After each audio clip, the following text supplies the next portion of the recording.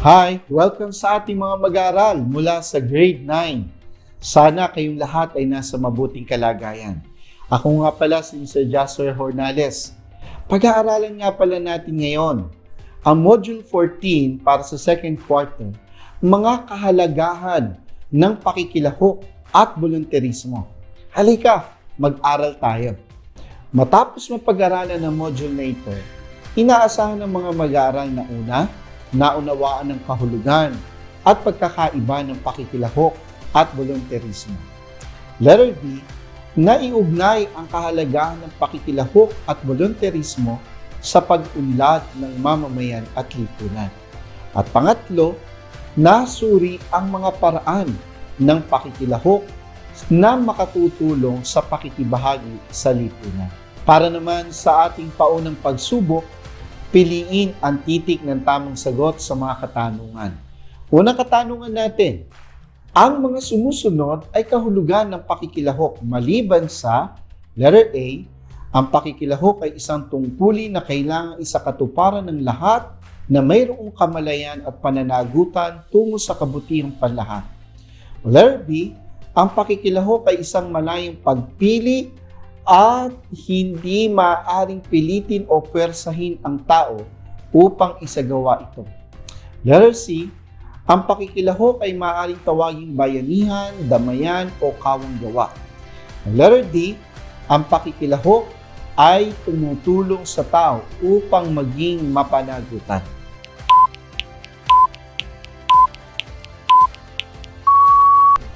Ang tamang sagot ay letter C.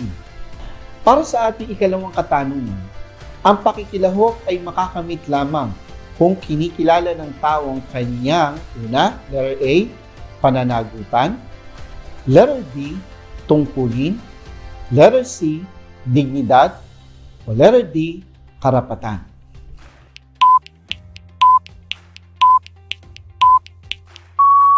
Ang tamang sagot ay letter A. Para sa pangatlong katanungan, alin sa mga sumusunod ang hindi benepisyo ng volunteerismo? Letter A, nagkakaroon ang tao ng personal na paglago. Letter B, nagkakaroon siya ng dahilan para maipagmalaki ang sarili. Letter C, nagkakaroon siya ng kontribusyon o bahagi sa pagpapabuti ng lipunan. O letter D, nagkakaroon siya ng pagkakataon na makabuo ng suporta at relasyon sa iba.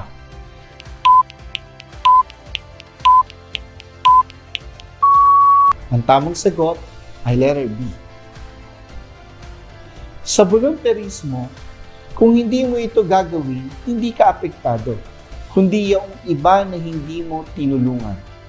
Ang pahayag niya ito ay letter A, tama, sapagkat maraming tao ang nangangailangan ng iyong tulong. Letter B, mali, sapagkat ang hindi mo pagtulong ay isang bagay na maaaring makaapekto sa iyo. O letter C, tama, sapagkat maaari kang managot sa iyong konsensya sapagkat hindi ka tumugon sa pangangailangan ng iyong kapwa sa mga sandaling noon. O letter D, mali, sapagkat hindi maaaring pilitin ang tao sa kanyang gawain. Ito ay dapat manggaling sa puso.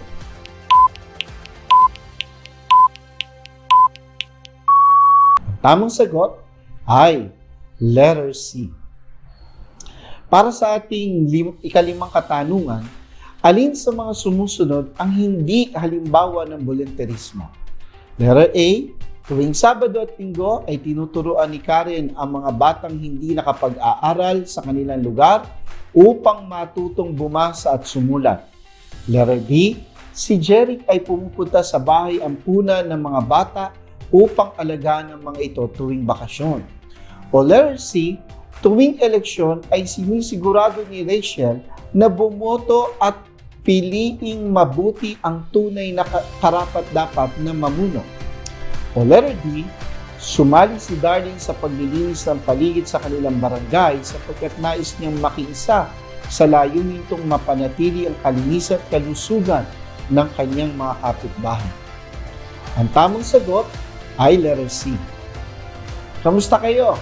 Nasagutan ba ninyo ng tama ang lahat ng mga katanungan? Kung magkagayon, very good kayo. Pero kung hindi naman, okay lang. Ito ang dahilan kung bakit tayo nag-aaral. Halika, tuklasin pa natin ang ating bagong matututunan. Para sa ating pagbabalik-aral, isulat ang salitang okay. Sapat lang kung tama ang sinasabi ng bawat pangungusap. At di okay kung mali ang sinasabi ng pangungusap. Sa ating unang katanungan, ang gawain ng tao ay likas na nakaugnay sa gawain ng kanyang kapwa. Ang tamang sagot, okay.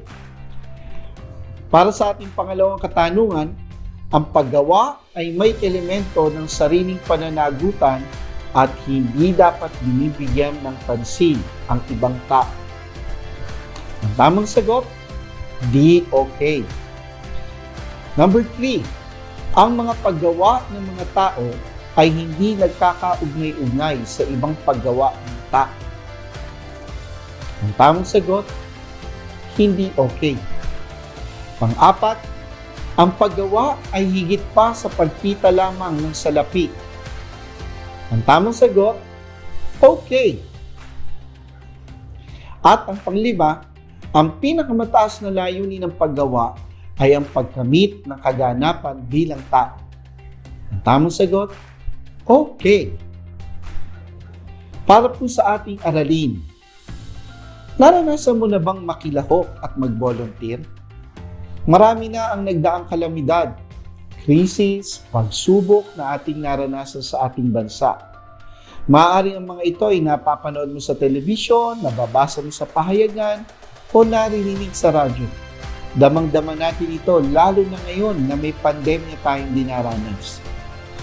At sa tuwing dumarating ang ganitong mga pagsubok sa ating bansa, marahil ay nasasabi mo sa iyong sarili ang mga katagang ito. Nakakaawa naman sila. Paano na kaya sila? Sana naman ay mayroong tumulong sa kanila.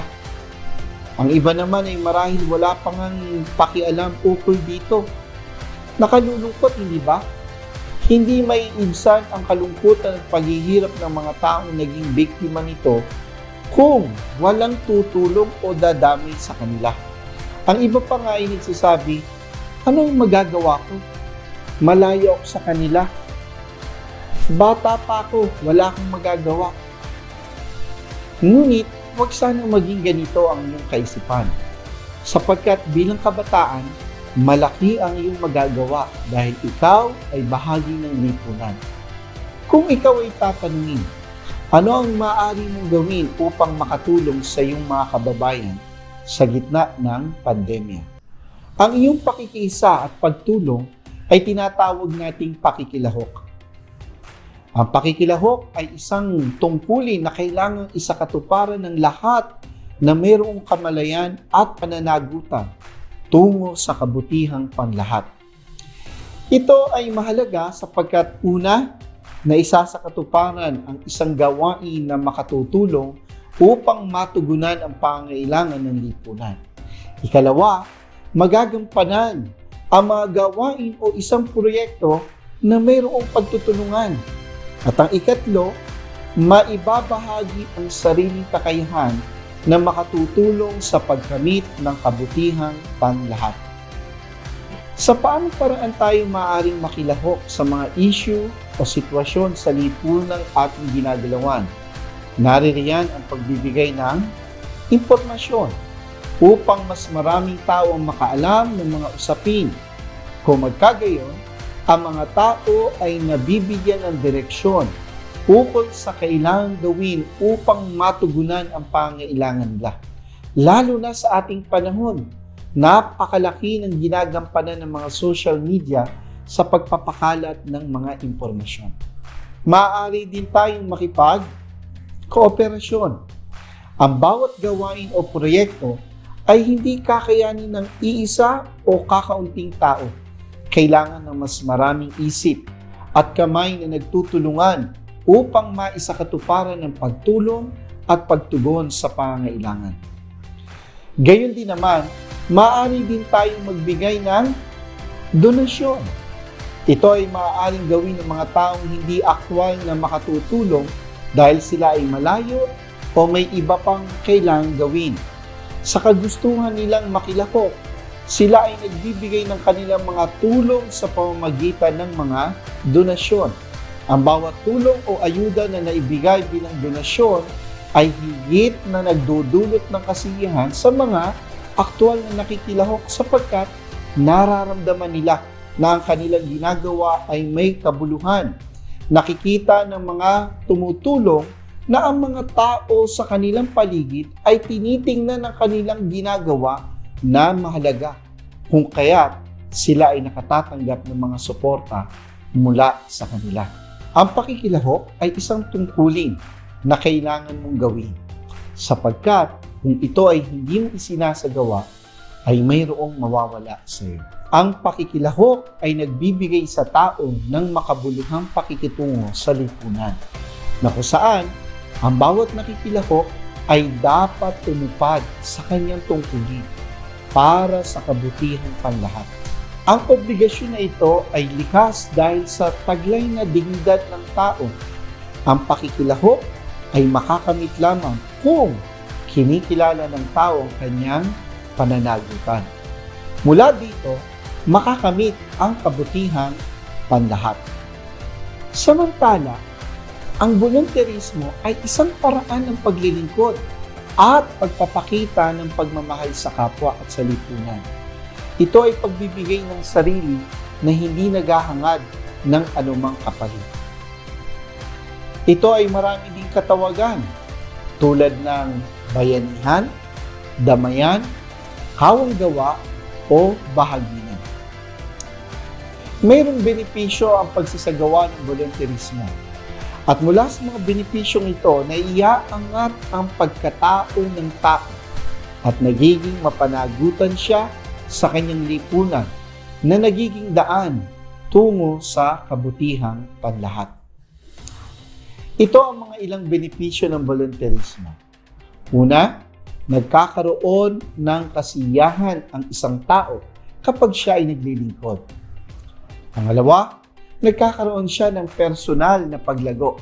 Pangatlo, nagkakaroon siya ng kontribusyon o bahagi sa pagpapabuti ng lipunan. At pang-apat, nagkakaroon siya ng pagkakataon na makabuo ng suporta at relasyon sa iba. At kahulihan, nagkakaroon siya ng panahon na higit na makilala hindi lamang ang iba, kundi pati ang kanyang sarili. May mga iba't ibang paraan upang maipahayag ang volunteerismo. Maaari kang magbigay ng panahon para sa pagboboluntaryo sa pangalaga ng kapaligiran. Ang iba naman ay naglalaan ng panahon sa pag-aalaga ng mga hayop na inabandona, tulad ng mga aso o pusa. Ang iba naman ay nagbo-volunteer sa pag-aalaga ng mga sanggol at nagtuturo sa mga bahay ampunan. Samantalang iba naman ay nagpapakain sa mga street children or homeless sa lansangan. Naipapakita rin ang volunteerismo sa panahon ng mga kalamidad tulad ng bagyo, lindol, pagsabog ng bulkan, sunog, o pandemya gaya ng nararanasan natin ngayon. May pagkakaiba ba ang pakikilahok at volunteerismo? Sa pakikilahok, nagiging konsiderasyon nila ang personal na interes o tungkulin. Kailangan mong gawin dahil kung hindi, mayroong mawawala sa iyo. Halimbawa, ang paglahok sa halalan, paglahok sa pangkatang gawain na pinapagawa ng guro, o paglahok sa pulong ng mga kabataan sa barangay. Sa volunteerismo, kung hindi mo ito gagawin, hindi ka apektado, kundi yung iba na hindi mo tinulungan. Kung ikaw naman ay managot, ikaw ay mananagot sa iyong konsensya sapagkat hindi ka tumugon sa pangangailangan ng iyong kapwa. Tandaan natin, hindi lahat ng pakikilahok ay may aspekto ng volunteerismo. Pero lahat ng volunteerismo ay may aspekto ng pakikilahok. Para sa ating pagsasalahat, isulat sa isang papel o di man sa inyong module ang inyong mga kasagutan. Ano-ano ang mga kahalagahan na natutunan mo sa pakikilahok at volunteerismo? Matapos mong sagutan ay kunan mo ng picture at padala mo sa GC na iyong kinabibilangan sa ESP. Para sa ating discussion sa ating group chat, tayo ay magkakaroon ng ating pagsasanay, pagpapahalaga, at panapos na pagsubok. Tapos na ang aralin natin ngayon. Sana ay marami kayong natutunan. Ito nga pala Sir Jasper Hornales. Sa muli nating pagkikita, maraming salamat. Paalam.